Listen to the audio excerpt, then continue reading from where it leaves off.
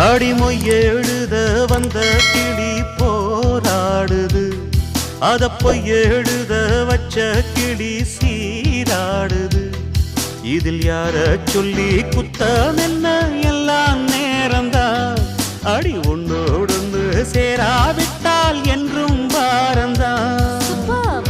தித்திக்கும் செங்கரும்பே இத்தனை நாள் எங்கிருந்து, மொட்டு விட்ட தேனரும்பே போதும் அடி உன் குறும்பே. விட்ட கூரையோ தொட்ட கூரையோ இந்த உறவு என்ன முறையோ. ஒரு கோல கிளி சோடி தன்ன தேடுது தேடுது மானி, அது திக்க விட்டு திசைய விட்டு நிக்குது நிக்குது முன்னே.